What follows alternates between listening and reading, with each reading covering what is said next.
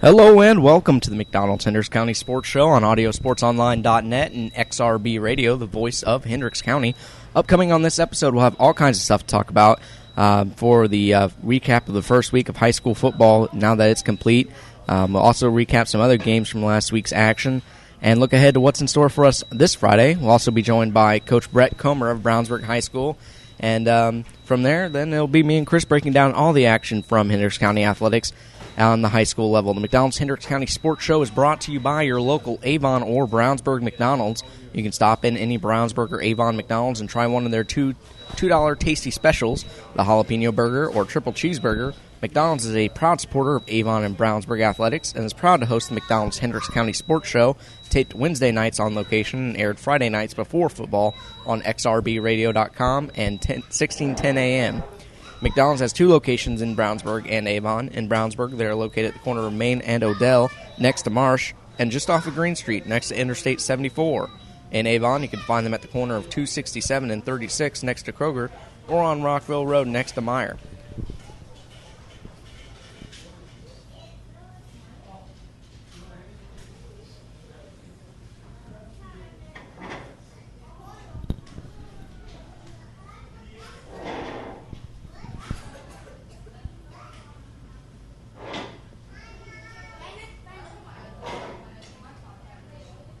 Today is Wednesday, August 27th, 2014, from the Main Street McDonald's in Brownsburg.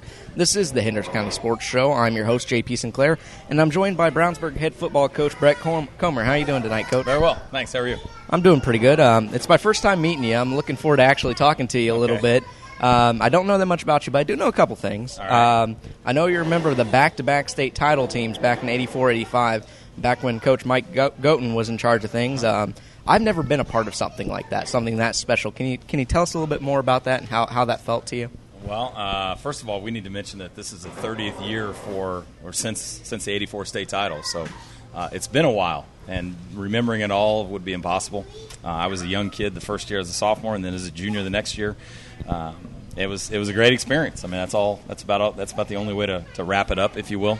Coach Godin is going to be on the field this Friday night. He's going to do the honorary coin toss for us. So I'm looking forward to seeing him, and he and I still talk quite a bit. So, what position did you play back then? I was a strong safety and a tailback, but I wasn't our starter back then on either one of those teams. So we were pretty good teams.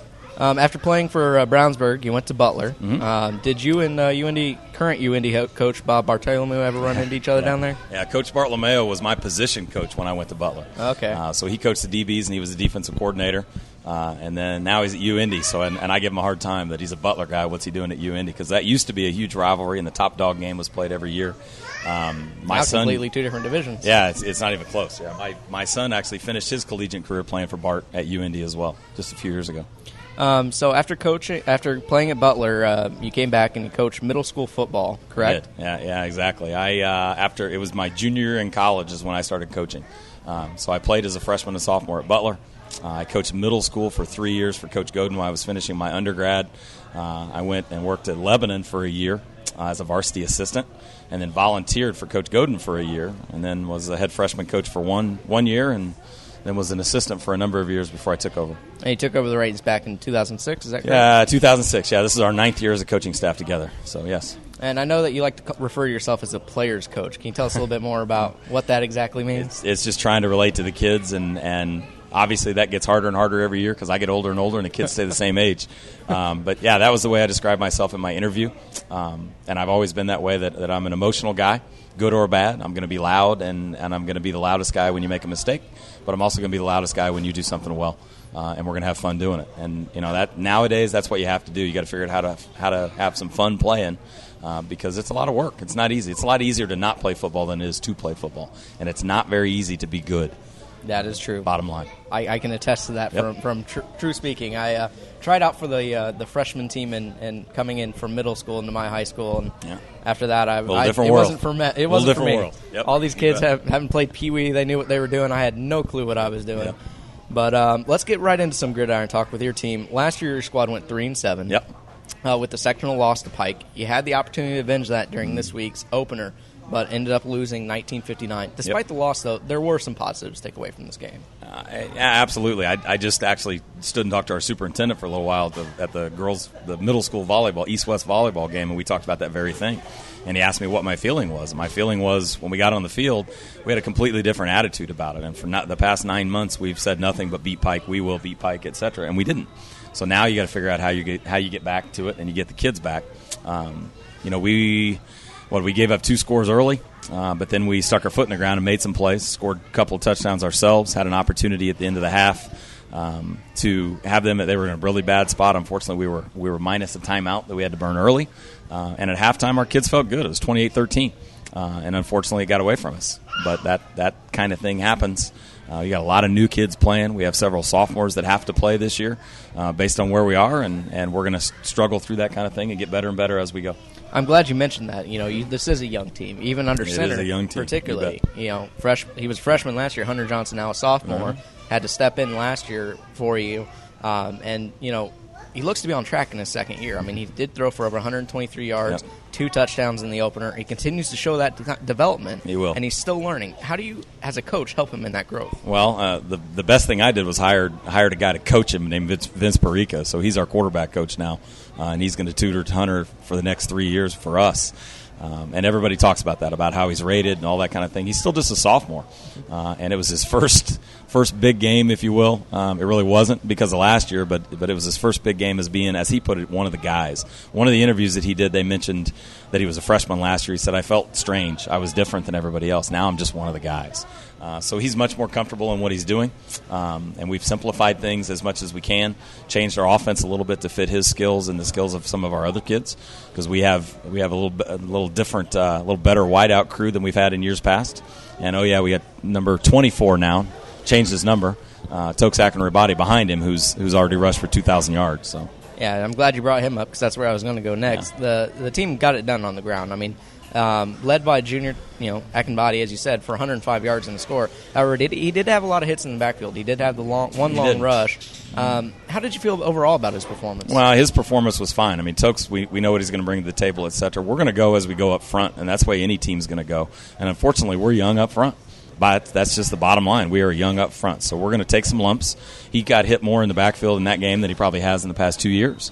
Part of that is the change in the scheme of our offense and the way we're running it. So we're taking, I won't say taking chances, but we're a little different than we have been in the flex bone. And therefore, his path to the ball is he's deeper. He's never been 7 yards off the ball. He's 7 yards off the ball now. So he took more hits in the backfield than he ever has. He still rushed over 100, but that's not really indicative of the way it went. So we're gonna have to grow. I mean, that's the bottom line up front. Let's go and talk a little bit about your defense. The secondary coming into the season is considered to be one of the team's good strengths. Mm-hmm. You did have some trouble in the ad opener against Pike. Very speedy receivers from Pike. How do you look for them to rebound in the performance for this week? Well, it's a completely different animal in defending Lawrence North. Lawrence North is in a wing T, so they're only going to have one wide out on the field all night long. So it's completely different than defending Pike. You're right. We had some DB players that were back, or guys that played DB, and we anticipated that being a strong point for us. And Friday night it wasn't, and we didn't make plays. Bottom line, and that's exactly what Coach Neal would say, and what he did say to our defense. And that's their challenge to come back this week and really be focused in, because you have to be to defend the wing T. It is a different kind of deal. Defending, going from the spread offense where they're 3x1 and 2x2 motion and shotgun and to an offense ground and pound based kind of attack that Lawrence North has. I know, I've seen the wishbone a couple times. Northwood up in Michigan, Division II, used to run it all the time when I went up there to call games. It's a very, very tough formation. You know they're almost going to run it every single play, but the problem is you don't know who's going to get the ball. Yeah, you got to read keys, and our kids have to be focused this week from a defensive standpoint. There's more of an onus this week in practice on our defense than our offense, simply because of what we're defending and the way you're defending it and attempting to defend it. And you're right. You can't just look and watch the ball because you won't know where the ball is, and then all of a sudden it's by you. Lawrence North played Noblesville last week, and they were up 27-7. And Noblesville came back and won the game on a special teams play. They ran a kickoff back for a touchdown.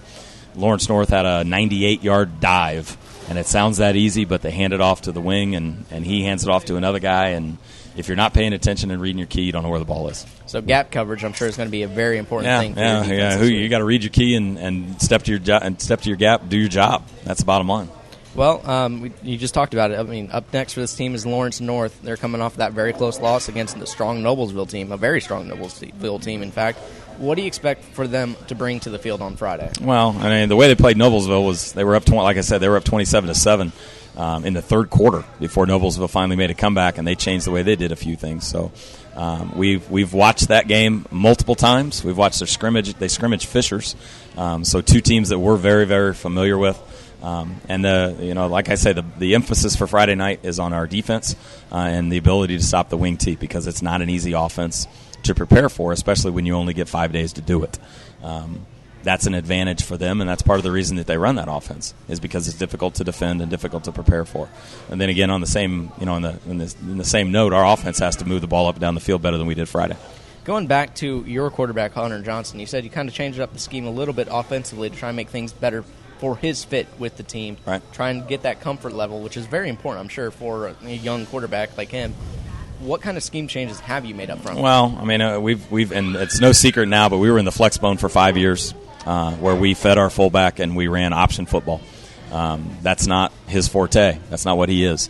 Our quarterback last year was 6'2", 220, and Hunter had to come in for him, and he ran that offense, because you're certainly not going to change your offense in the middle of the year. No. So we've adapted it. We still have some option built into our offense, but we are a little more spread out, less option and more, the ball's in the air a little more. We threw it 23 times Friday night. I'm not sure the last time we threw the ball 23 times. It's been a little while. Well, like you said, with the better receiving core you have this year, it also that's what we're trying to do. Yes, sir. All right. Well, as a coach, it's been said that your desire to win sometimes is perhaps even more than the athletes. What challenge do you face when it comes to that motto with the team? I don't think that's the case. Our kids want to win football games too. Our coaching staff is very competitive, very competitive. I use the line that you got a bunch of alpha males in one room and they all want to win games. So sometimes it gets a little chippy at practice between our offense and defensive coaches. But that's because they're trying to do their job and they're trying to put kids into position to be successful. Bottom line, they're playing high school football and it's a great experience, but it's a lot more fun on Friday night when it's a win than it is when it's a loss. Got a little bit of a question from the audience. What can coaches do to improve an offensive line as the season goes on? Yeah, they're going to get older. That's the bottom line. I don't know who asked that question, but I think you made that one up over there, Chris. But our kids, and we're in an advantageous position because we are a two-platoon football team. In other words, our offensive linemen practice offensive line every single day. In years past, when we haven't had numbers, we've had to teach our kids both sides of the ball. We don't do that. So if you're an offensive tackle, center, or guard, whatever, that's what you do every day in practice. That is all our wideouts do. They play wideout. They don't play DB. Our DBs play DB every day. So that's an advantage, and we're going to continue to grow.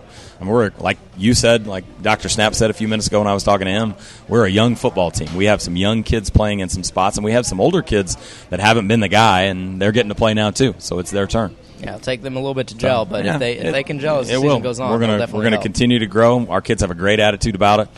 We have a different feel, if you will, from last year, and they're we're having fun playing football. It's not fun getting beat 59-19, and that's not going to go away. But that's the level we have to play at, and we want to win the HCC just like everybody else. But my sectional is Avon, Pike, and Ben Davis, and those are the people we have to be able to play and beat. It's funny you mentioned Dr. Snap. Did you by chance see him taking the ice bucket challenge? I did. In the suit? He did that with our. We had a little contest with we have forms and money that have to be turned into play, etc. So we divided our kids into position groups. By position groups, we had a competition, and the competition was whatever position group got them all in first. I would buy them Dairy Queen, and then they got to represent our team with the ALS challenge. And then Dr. Snap called me and asked me about being on the field to do it. I said, why don't we just put these two together? So he did it in his suit with all of our linebackers standing around him, and that was before I had to do it too. So yeah, I told my wife, who's a teacher there, when she showed me that, I'm like, he did that just like a boss, man. Yeah, he just in a suit, Yep. Yeah, I told him, I said, that's no fair. It's like a rain suit. It didn't chill him to the bone. Well, we definitely wish you luck going forward, not even just against your next game against Lawrence North, but as the season goes on, and we definitely appreciate you coming out and talking to us for a little little bit, and we look forward to having you on again in the future. You bet. We'll take a quick break, and when we come back, Chris Worley will join me, and we'll break down some of the Hendricks County athletics that are going on. You're listening to McDonald's Hendricks County Sports Show on audiosportsonline.net. Yep, you're welcome. Good job. Now we go find dinner someplace. Not sure what, but then again, at McDonald's. Thank you. Good meeting you. Yep, you bet. Go get them Friday. We'll see you. We'll be with you. Okay. Appreciate it.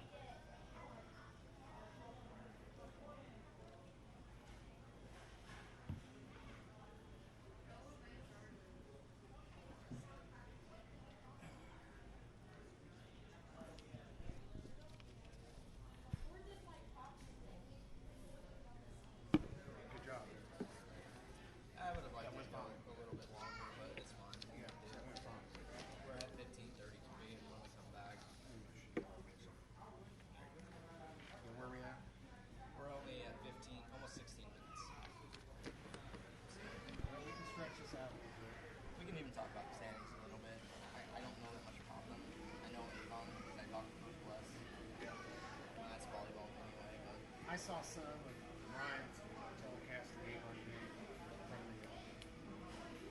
from Lucas Oil Stadium, so a little bit about that. Yeah, I'm jealous. Langville gets to play Lucas Oil this Friday. I didn't get that game. Yeah. Oh, they are this weekend? They played Saturday at 5. I put it for the Hoosier Crossroads, but I think it's for something else. Okay. Or not Crossroads, but the Hoosier Horseshoe Classic. Okay. Right.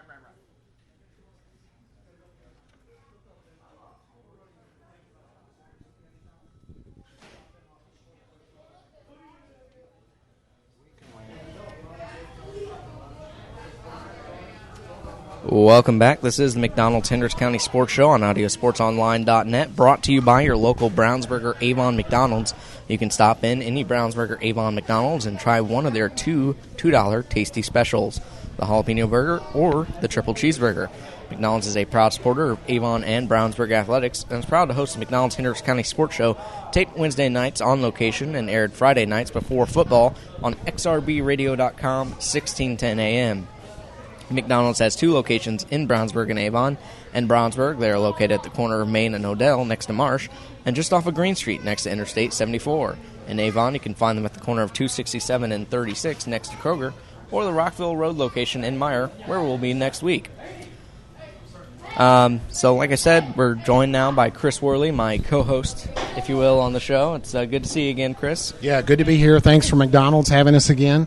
And we always want to appreciate, too, Shane Ray and his crew back at XRB Radio, xrb.com and WXRB 1610 AM. They do a fantastic job on game nights, getting all these different games that we have for broadcast up and available to you folks. Yeah, I mean, obviously, Audio Sports Online, they give us the opportunity to do some of the things that we do. So Rob Kendall and the crew there do a good job for us, too.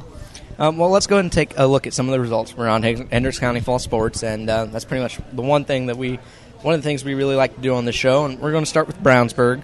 The boys cross-country team turned in a very, very nice, well-balanced performance Saturday at the Plainfield Relays. They placed 6 out of 17 teams, so that's a very, very nice finish for them. Sure.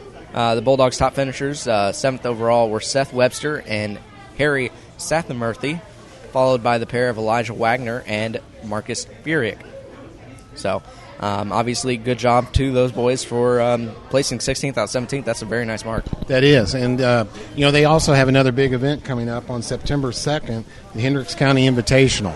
So all the schools will be involved in cross-country there. And that is for both boys and girls, and it's at Tri-West this year. The Hendricks County Invitational, September 2nd, big cross-country meet there. Yeah, and, speaking of Tri-West, we were both there for the the basketball tournament for Hendricks County last year, and they hosted that very, very well, so I'm sure they'll do a great job with the cross-country. People, or at least sports facilities in Hendricks County, of course, you think of the big guys, Brownsburg and Avon, maybe Danville, Plainfield to a lesser extent, but Tri-West is fantastic. They have a good athletic staff and good athletic director. They do a lot of baseball stuff, host football, and then they're going to host this cross-country invitational. So Tri-West Sports Department does a good job. Well, like I said, the girls team also played in that for the Brownsburg Bulldogs, but they got their objective of a top 5 finish Saturday at that same Plainfield Relays. They placed 5th out of 15 very tough teams. The top pair of Julia Poppenfuss and Cassidy Brown made their medal stand, along with some of the state's best runners, placing 10th out of 66 pairs as they competed the 6 total miles in just over 33 minutes. I don't think I could run that far that fast. No. I don't think I could run that far in a day. No, that's right. Me either. No way. The freshman duo of Jessica Morris and Sydney Montgomery came in at 19th, averaging well under 7 minutes for their for each of their 6 miles. Brooke Urin and Laura Sanders were right behind in 21st, also breaking that 7-minute mile average. Also contributing the score with great finishes were the pairs of Alex Smock and Rachel Graham, along with Kirtan Urin and Olivia Zhu. Yeah, and too, JP, we talked about the heat and football players now practicing in it, and it seems like this is the hottest time of the summer. How about these cross-country people? No. It hadn't been hot all summer, really, and now here it is. They're getting their season started, hottest weather of the year. We know that's got to be tough on the kids. Yeah, going back to that 7-minute mile or 6 total miles in 33 minutes with this heat, forget about it. Right. Not going to happen for me. Yeah, they're in good shape. Both boys and girls cross country will compete versus Noblesville in another Hokum Karam relay on Saturday. So if you're in that area, you might want to check that out. Brownsburg girls golf team, they went to Batesville. It's pretty much every single girls golf team we will talk about went to this, and so we'll have those results down in Batesville this weekend to take on some of the finest players in the state at the Hall of Fame tournament at Hillcrest Country Club. The 18-hole par 71 was the course, and even though the girls played in, like we talked about, rough temperature conditions, the girls still finished 12th out of 18th with a score of 388. Yeah, good job there. Maddie Cody led the Bulldogs with a score of 91, followed by freshman Abby Cody with a 97. I'm going to guess that they might be sisters. Right. Another solid performance was turned in by freshman Macy Stapp, who also scored a 98. Emma Watkins finished with a 102, and Andrea Wesson completed her round with a 112. So some very nice scores from the girls' golf team. Yeah, and I'm sure that course is tough. Hillcrest Country Club, probably a few hills there. And southern Indiana courses do tend to be a little more hilly, and you're going uphill into some greens there. So good job by Brownsburg Golf. The boys' varsity tennis team dropped a closely contested match at Plainfield by a 3-2 score last Thursday. Sam Peterson and Greg Follig claimed the number 1 and 2 singles spots, respectively, with great play. Mason Lovett at the 3 spot narrowly missed the nice comeback bid in a tiebreaker loss. Both number 1 and 2 double teams also took losses in the event. So they got the singles going there, so hopefully they can get the doubles teams going and try and get back in the win column. Yeah, that's one thing about high school tennis you have to realize. If you haven't been before, folks, there's 5 matches going on at the same time. And people say, well, we all want to go see the number 1 singles player, number 2. Each one of those matches carries the same weight as the other. They're all 1 point, and it's best 3 out of 5. So that's one thing I like about high school tennis is the number 2 doubles teams, really, they can get their job done. That's just as important as the number 1 singles. And sometimes it's even a better strategy not to put your best player at number 1 singles. It's better to put them at number 2 or 3 singles because their competition might be a little bit less. I know that was one of our strategies when I played tennis. Sure. So I'm sure that's something that they might end up taking a look at. But they were also in action to battle the Falcons of Perry Meridian. They dropped a 4-1 decision. Greg Fulling won at number 2 singles, coming back with a huge second set victory to push his temperature to the 3rd set. Greg really showed some great grit, and high temperatures were just a little bit too much for his opponent, who ended up having to retire from the match. So yeah, again, we talk about the weather right now. I don't think there's anywhere in sports that's hotter on a hot day than a tennis court. A lot of tennis courts are made up of a material that reflects some of the sun's heat, and that it can be much hotter on a tennis court than the surrounding land or grass, if you will. So tough weather for the tennis kids too. Makes you wish you were at Wimbledon. Yeah. The volleyball team suffered its first loss of the season to Cathedral, 0-3. Net play by the Bulldogs failed to really contain that offense of the Irish, which led to the defeat. The defense was led by Riley Cookerly and Bailey Rourke with 10 and 6 digs, respectively. The team also played against Plainfield last night, and they'll be at home Friday night to face Hamilton Southeastern at 6:30. So, I think I had a correction on that, though, JP. I think that Hamilton Southeastern volleyball match is Thursday night. Thursday night. Yeah. I don't think they didn't want to contrast, of course, with the football, but I checked that again, and I think it's Thursday night. Oh, you're probably right. I was probably past 9 o'clock when I was writing this. That's going to be past my bedtime in my old age. Yep, sure.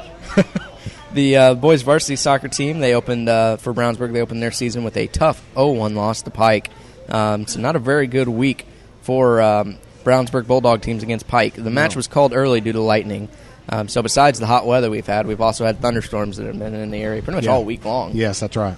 I know Friday, though, there's only supposed to be a 10% chance for rain. Good. So I think Friday football should be good to go. And I know Luke Bryan concert up there, and so I've heard that a little bit on the radio this week as well. So it's supposed to be good weather Friday. A little bit hot, but hopefully no storm. Yeah, for the Brownsburg at Pike football game last Friday night, the forecast wasn't too good, and we felt lucky. It cleared off. We had a beautiful night. Yep. But going back to the boys' Brownsburg team for soccer, junior Miguel Ortiz played well for the Bulldogs in defense, and also senior Garrett Eads was asked to make several key plays for his team in the second half. The team will face Hoosier Crossroads Conference rival Hamilton Southeastern tomorrow at home. So hopefully they can get in the win column there. Yeah, head coach Todd Frost and his crew there at Brownsburg Soccer trying to get the job done. So that makes their record. I had a note here. I'm sorry. Go ahead. The first game of the season for the Lady Bulldog soccer team finished in a tie, 1-1, after the game was cut short once again due to lightning. Isabella Zug scored the only goal for the Bulldogs. Talia Borum and Amanda Dotlich had several shots on goal, though. The team played against Mooresville Monday night and will play Hamilton Southeastern tonight. Right, there you go. That's a good wrap-up on soccer, JP. So overall, not necessarily the best week for the Bulldogs athletics team. Really having some trouble getting in the wins column. So hopefully that will change here in the short-term future, and got a good opportunity this Friday. Right, and just to follow up a little bit on the football game versus Pike, I don't think any of us going into that game on the Brownsburg side expected Pike to score as many points as they did in the sectional game last year. We thought for sure, Brownsburg's going to be a better team, and they were on offense. But the defense just really had trouble. The speedy Pike receivers got by the Brownsburg defensive backs like you guys talked about, and quarterback Bo Trudeau, Jack's son, was just able to throw over the top of the Brownsburg defense time and again, and was on the same kind of pattern down the left sideline. So just got behind, and then it's tough to catch up and make up, and they couldn't do the job. But two problem spots in that game were the offensive line for Brownsburg and the defense. And Coach admitted that too. So I expect them to bounce back real good this week. Yeah, I'm actually interested to see that, because, when you go through playing somebody who's so over the air in their offense, when they throw a spread offense out there, and then you turn around and have to face somebody who's going to be in a wishbone, three running back set, it's a completely different look for you. So we'll see if maybe they do a better job stopping the run than they did the pass. I think they will. I expect Brownsburg to get this win and go 1-1 here in the young season. Well, let's go and take a look and talk a little bit about Plainfield now. The Plainfield High School football team lost in their home opener against a rather impressive Columbus North team. I have to say, we talked to Coach Bless last week of Avon. His brother's got a very, very solid team at Columbus North.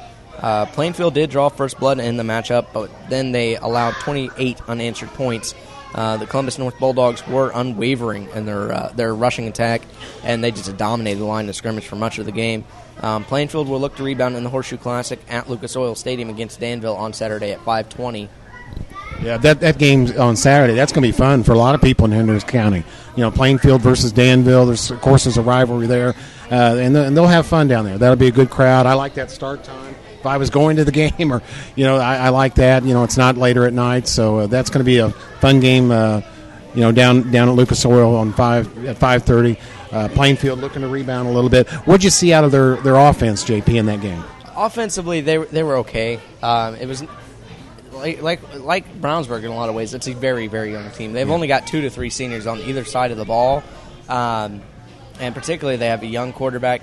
and Maple went down early, which didn't help them either. Well, I didn't know that. He got hurt in that game. He did go down. I'm not sure what his status is for this Jacob Maple, game. the fine running back. Yeah, he was a 1,000-yard rusher last year, and it did kind of throw a wrench in what they had going because they had looked really good offensively until that happened. Maple hadn't really gotten a whole lot of push up front. Once again, kind of like Brownsburg, that offensive line just wasn't opening that much. And he was getting hit a lot in the back.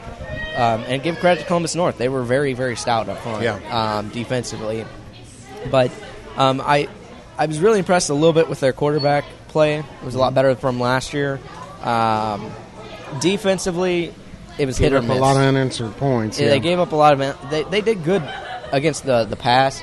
But the problem was it was in the air where their problem, or on the ground where their problem was. They just, they got ran over. I mean, their quarterback Kelly for Columbus North was really, really impressive. Kind of reminded me a lot of Tommy Stevens. He was a dual threat, could pull it down and run. They ran a lot of option, but he could also get it done through the air as well. Well, they play in a tough conference too, speaking of Columbus North, so I bet you it'll be interesting to see how they go on this season. Sounds like they're going to be pretty good. One thing here about this next game for Plainfield, same as for Brownsburg. Most coaches will tell you the scrimmage we do before the first game helps. You get a bit of an idea, but you really don't know your team until after that first game, or at least you know a lot more after the first game, and then you know things you need to work on, things you can develop. So usually teams that struggle the first week, unless things are really going bad, they look to improve in week 2. I would expect that from Plainfield too, wouldn't you? Yeah, I would imagine so. Like I said, they're young, and it could have been a lot of nerves. They do have a couple of sophomores on either side of the ball. But what I'm interested to, if I was going to this game, which I don't think I'm going to be able to find time in my weekend schedule, but if I was going to this game, I'm interested to see how Danville looks. Because I heard someone mention in the press box how aggressive that team is. Like, they never punt the ball away. They go for it. They onside kick every single time. Yeah. So, and that was kind of what I found really exciting last year watching Decatur Central so much. Sure. Was they had kind of that same philosophy. We're just going to go, go, go, go, go. And it was easy to see how they wrap up the points. Right. So I'm interested to see how Danville does. Yeah. So. Yeah. We'll report on that game next week for you, though. We'll have a report on it. The boys' soccer team took to the pitch on Saturday to face the Ben Davis Giants. They played to a 2-2 tie. Senior Caleb Law had one of the 2 goals, and the other was chipped in by junior Ethan McNaughton. The Plainfield boys' soccer team is next in action tomorrow against, another team we know pretty well, Brownsburg. There we go. So we'll see what happens in that. Girls' soccer team now 1-0-1 on the season after 4-all tie against Ben Davis. Plainfield girls' soccer. Yeah, very interesting when you get that tie. It makes that record more than you're used to seeing. We don't see a whole lot of ties in a lot of high school sports except for soccer. Junior Riley Coonley led the way with 2 goals. Sophomore Ilya Kinniger had one and also senior Brittany Stewart had 1 goal. So the team now faces off against Danville tonight, so we'll have that score next week. I think it'd be interesting to see. I wonder if this summer was a good year for the sport of soccer in the USA and locally, with the Indy 11 starting downtown, the new team, and they've sold out every game. I wonder, is some of that excitement carrying over to some of the high school programs? Our crowd's increasing. We're going to have to get out and find out and see. But, soccer's never been as popular in the States or more accepted among the general public than it is right now. So I think high school soccer would be on the rise. Yeah, I mean, I remember when I was growing up, you didn't hear much about the World Cup. I never paid any attention to anything with that. Right. And, I thought I was educated as a youth. I, watched the news, but I never heard anything about the World Cup until recently. So last 2 World Cups have been pretty big for the U.S., so it could be it's a sport on the rise here. And I would think so. That's, not just on the local level, but, on a countrywide level. Sure. So the only thing I can never get into with soccer is the clock counts up. Right. I want to see the clock count down. Yep. And you never know for sure at the end of the game how much time is left with the injury time. So I've tried watching cricket. I've watched all kinds of sports, but I just cannot get over the clock going up. I haven't been able to quite figure that out. I understand. As well as I know sports, I can't figure that out for anything. But Plainfield girls golf, once again, we talked about it at the Hall of Fame Invitational in Batesville at the Hillcrest Country Club. They finished tied for 10th with Avon. Once again, freshman, we talked about her last week, freshman Kayla Bench set the pace for the Quakers with a very impressive round of 79 on the par 71 course. So only 8 over par and that's professional par. Right. She tied for Outstanding. first with 2 others. Sophomore Tori Trish also finished in the top 10 individually with a score of 89. Yeah, that's tough to do. So good job by the Binge girl again. Yeah, I mean, once again, only a freshman. Right. So she's got very impressive. she's I got can't a imagine very 4 bright years. future. 4 years of that. She's going to be fantastic. The girls team also won 197-204 at Greencastle on Windy Hills Golf Course on Monday. They played at the Monrovia Match Invitational yesterday. They will play against Tri-West Hendricks at Brickyard Crossing tonight. Oh, and by the by, they play against Ben Davis on Friday. Wow, so a tough very, schedule. very busy week for Plainfield girls I imagine golf. the girls would like to play at the Brickyard Crossing. Of course, that's a top-level course, too, out at the Speedway and the track. That's going to be fun. Yeah, so a very, very busy week. We'll have a lot of those scores for you next week, but I'm sure that's a tough week in this heat. It is. It was not a good week for Plainfield teams against Columbus North. We talked about the football team losing to them this week. They also lost in boys tennis 1-4. The lone win was at the number 2 singles slot for Plainfield. Last Thursday, the volleyball team was in action for Plainfield against Danville. They won the match 3-1 after being thoroughly dominated in the opening set, 9-25.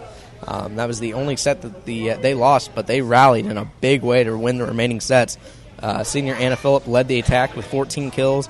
Also had 3 aces on her serves. The team was in action last night against Brownsburg and will also play at Martinsville next Tuesday. So Yeah, and I'm sorry I missed that score against Brownsburg last night. My error. I should have that for you, but I don't. Well, I should have had it too. I should have checked back before the show, but when I did the rundown last night, it was not as of yet uploaded. But when you think about that, you're down. You lose that first set in such a big way to rebound the way they did to not lose another set. That's pretty huge. Yeah, that's right. Those girls that play volleyball, they're tough. And it's a very competitive sport. Of course, it's popular, too, so that's tough to do. And good job by those girls to come back and fight. Lastly, now let's take a look at Avon High School. The Avon football team looked to be in some dire straits.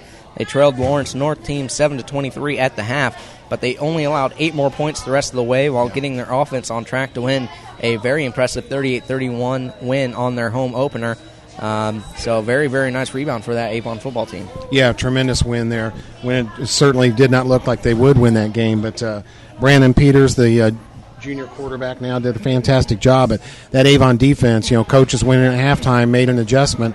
Our friend Brian Scott had that game for you on Audio Sports Online and saw a bit of that. And their defense was really great, making adjustments after halftime and shut them down. So I think that win by Avon is important as we go on in the conference standings. They may have stole a victory, if you will, there. And that served notice to the rest of this conference, Brownsburg included, and everybody, that Avon's going to be good this year, and they're going to be tough as always. A bit of a down season for them last year, but watch out. I think that game served notice to the conference. Well, senior Derek Tennant was very impressive in the win. He rushed 23 times for 191 yards and 2 touchdowns. Junior Brandon Peters also threw for 116 yards and 2 scores in the W. So their offense was definitely on track. And junior, Peters is looking once again just excellent in his junior campaign. Sure.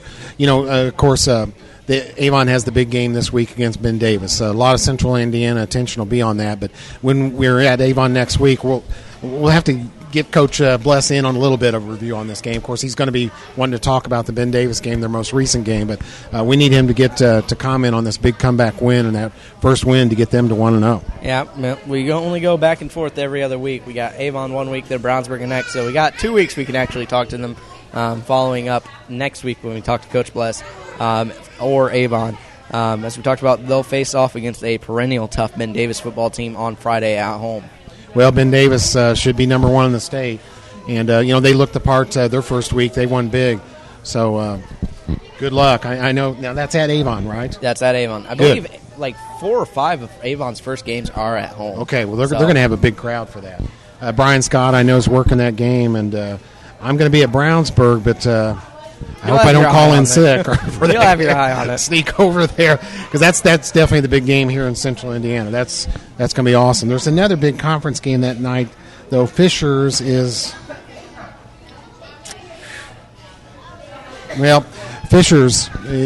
a big game that night too. And I'm sorry I don't have the football schedule right now, but definitely Avon versus Brownsburg. versus Ben Davis. Boy, there's going to be a big crowd for that, so arrive early. Yeah, I mean, you talked about it. I mean, just overall very, very impressive opportunity for Avon if they can get that W over a very, very tough Ben Davis team. Ben Davis is perennial tough. Which school were you wanting to look into? Oh, I just want to see who Fisher's played Friday night because I know there's a big conference game with their football Friday night. We'll bring that up here for you in a minute. Going into this football season, I think everybody had Fisher's and Hamilton Southeastern at the top of the Hoosier Crossroads Conference. Fisher's is 12th ranked in the state. Right. And the Fisher's will play Pike. Right. Fisher's Pike. Thank you very much for bringing it up.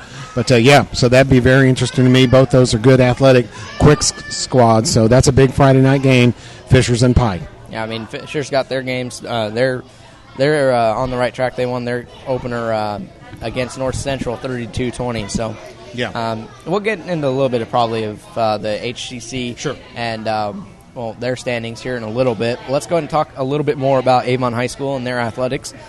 Girls golf for the Orioles team, as usual, as with every other golf team we've talked about. They were in the Hall of Fame Invitational in Batesville on Hillcrest. They finished tied for 10th. Avon finished with a team score of 379 on the par 71 18-hole course. So, once again, a very, very nice finish for the girls golf. All three teams, Brownsburg, Plainfield, and Avon, had a very, very nice showing down there in Batesville. Yeah, well, that was a big event down there. Everybody was down there for that at Hillcrest for that event. The girls' soccer team is now 2-0 on the season following an impressive 6-1 win over Indianapolis Cathedral last Wednesday. We talked about it last week, how tough of a game that was going to be for them, but they came out and they didn't disappoint. Scored 6 goals against Cathedral. Not easy to do. Whatever Cathedral sports, they're always going to be tough and good, so that was a big win by the Avon girls soccer. During that game, sophomore Hope Van Wagner and senior Cassidy Blanca each scored 2 goals to pace the Orioles. They face off against Noblesville pretty much right now as we speak. So we'll have results from that for you next week. The Avon High School boys soccer team took a 3-0 win from Covenant Christian on Saturday. Senior Jordan Klein, junior Logan Hatter, and sophomore Jack Berger each scored 1 for the Orioles, who are in action tonight also against Noblesville. Now, that was a big win. Covenant Christian really had success in the soccer high school tournament last year. So that they have a big-time soccer program. That's one of their few successful adventures in high school sports. But Covenant Christian soccer is very good. So that was a big win for Avon. Boys tennis continues to roll for Avon. Now an impressive 4-0 on the season for the boys tennis team over there at Avon, following a very close win. It was their closest of the season so far, 3-2 win at Westfield on Monday. Freshman Andrew Langford was the sole single winner for the Orioles, and both double teams really had to come up big for Avon to get the win in this match, as they both scored victories in their own right. Those two teams were junior Alex Collins and senior Nathan Toney, who collected 1 win in the number 1 double slot, while the number 2 double slot duo of Alex Shelley and Zachary Van Doon also scored a match win. Yep, and they got Brownsburg tonight, so big week for Avon tennis. The girls' volleyball team is having a rough go of it so far this season for Avon. They lost to Center Grove 0-3 against Assumption High School of Louisville 0-3, and also lost to Providence High School of Clarksville, Indiana 2-3. So it's always interesting when you see a high school team play tough competition, not just in the state, but also in neighboring states and also some of those faraway schools, and that seems to be what they're doing this year. Right, and we've seen that in other sports too. You got football teams playing Cincinnati teams and stuff like that, but it's a good measuring stick for teams. How do we stack up with teams not only in the region, but it's good for the kids, if they have to travel to that too. Gets them used to playing in a college-type game. Yeah, I mean, we'll see if we see it work for Cathedral each and every single year in football, and it makes you wonder if this is the thinking behind Coach Scott McQueen's schedule so far. Sure. Well, let's go and take a quick look. We didn't do this a whole lot last year, and it's probably something we could probably do a little bit more of. It's just talk about the standings for the HCC. So many of the schools we cover are in that conference, so let's go and talk a little bit about those teams, what the standings are, and who they've played so far. So let's go ahead and talk a little bit about that, shall we, Chris? Okay. I know that Westfield, it's of course most of these teams only have one game, but Westfield was at the top at 1-0, Fisher's 1-0, and Avon all 1-0. Now, we saw in our standings that Noblesville was 2-0, and I think you checked their games, but and then Hamilton Southeastern, Zionsville, and Brownsburg all 0-1. Well, I mean, some of those scores, I mean, Westfield over Harrison, 35-14. That's not unheard of. Right. I believe Harrison's a Lafayette team, is that correct? Right, Lafayette team. Now, they were in the conference last year, so Westfield and Harrison, played. They may have had that game already worked out to play this season. With, right, yeah. A little familiar. Noblesville played, like we talked about earlier, a very, very close game against Lawrence North, 36-33. Lawrence North looked to have that game in hand, but Noblesville rebounded in a very big way. Yeah, Noblesville always tough. Of course, they have a good coaching staff, tremendous facility, and Noblesville always tough. They're on Brownsburg's schedule later in the year. And Fishers versus North Central. We talked about how Fishers is a top 10 team in the state against a surprisingly tough North Central team who really didn't back down from that challenge. Fishers did end up getting the W, though, 32-20. Right, great road win. Anytime you go to North Central, I don't care. They've been down a little bit in recent years, but big road win against a big school for Fishers. So that's a good win for them, a good result. Gets them off to a 1-0 start, and they will be playing Indianapolis Pike this week. We talked a little bit about Brownsburg versus Pike, very tough loss. Hopefully they can get them rebounded for this upcoming game against Lawrence Central. Yeah, you don't want to start the season 0-2 after a rough year last year. So they're going to want to get this win. I think the kids will really be fired up for this Friday night's game with Brownsburg. We talked about the tough Avon comeback against Lawrence Central, so let's go and take a look now at McCutcheon versus Zionsville. McCutcheon getting the very big win against a tough Zionsville team, 21-13. Zionsville going into that game, I would assume would have been the favorite. Yeah, I would think so. That did surprise me a little bit. But Zionsville, there we're seeing a trend with them continue. They haven't put up a lot of points in the last few years. They're a low-scoring defensive-type team. Now, they have a new coach this year. Of course, their longtime coach moved on to start the program at Covenant Christian. So they do have a new coach, but, again, they did not score many points, so we'll have to see how they do. Of course, Zionsville, always tough, and they've got a good defense. And there was a low-scoring affair against for Hamilton Southeastern Carmel. That was one of the big home opening games right off the bat for Indiana High School Athletic Association high school football was the Carmel Hamilton Southeastern game. Oh, sure. It's two big-time schools, big-time athletic programs. And before Fishers was around, Hamilton Southeastern, that was their big rival playing Carmel. So I know the crowd must have been wild there. But no scoring in the fourth quarter. Carmel scored 7 points each in the second and third quarter. Hamilton Southeastern, the lone score in the first quarter, and that led Carmel to a big 14-7 win, gets them off to a win, and now Hamilton Southeastern, with the kind of schedule they play, they know they're going to have to come back strong. Yeah, we saw a lot of the local news affiliates were at that Hamilton Southeastern Carmel game, or they had somebody come by at least to definitely get some B-roll of that game because it was going to be one of the bigger games. I'm expecting that Ben Davis-Avon game to be like that this week. Certainly, no doubt. That'll have the attention of the Indianapolis media around here, no doubt about that. And we talked about Noblesville getting the 3-point win against North Central, 36-33. Let's go take a look at some of the upcoming games, as we talked about Avon and Ben Davis. But there's some more to talk about as well. North Central and Hamilton Southeastern, I'll have that game on Audio Sports Online. You can catch that at 7 o'clock. Both those teams are 0-1 on the season, looking to get a W in a big way. Good. Definitely my pick in that is Hamilton Southeastern bouncing back after that Carmel loss. Pike versus Fishers, another very, very good game to keep an eye on this Friday. Both are coming off of the victories that they had, and both are highly ranked in the state, so that'll be definitely another good game. Yeah, I'd like to see that. I'm going to pick Fishers, but that could be a tough game. But I don't know. I just got a feeling Fishers at home there will get the job done over Pike. Pike is young. Now, Beau Trudeau looked great. They sure have a lot of athletes, and they can score some points, but I'll pick Fishers to get that job done at home this Friday night against Pike. Noblesville did play one game out of state, so they're already 2-0 on the season. There we go. Thank you. They face Hamilton Heights of Arcadia this Friday. So once again, another Central Indiana team facing off against some little bit far off competition. Is Hamilton Heights the school that has the Tennessee colors? The uniform looks just like Tennessee. I forget, but I'll definitely go with Noblesville at home there. I'm going to guess it because they're the Huskies and their colors are orange, brown. I think they're orange and white. Yeah, no doubt about that. So a little bit of difference there, but Noblesville at home always good. Definitely picking them in that game.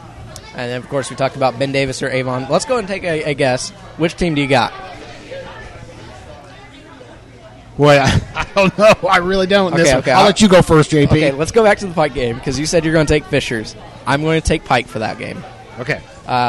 As impressive as they were against the Brownsburg team, who I think is improved. So I'm going to pick Pike over Fishers, and then I'm going to guess I want Avon to win against Brownsburg. Ben Davis, excuse me. I'm not a big Ben Davis fan anyway, so I'm going to pick Avon. I'm really struggling. I'm really struggling with this one. We love Coach Bless and his crew.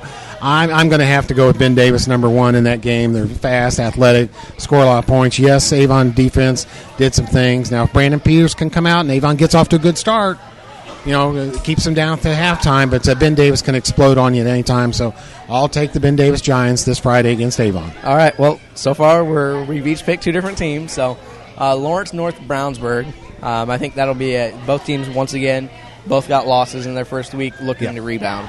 And I think Brownsburg comes out and has a big win against Lawrence North. Yeah, we're going to agree on that one. It may not be as easy as we think, but the Brownsburg kids will really be fired up. They do have a good coaching staff. Coach Comer, they'll have them ready to play. Brownsburg will win there.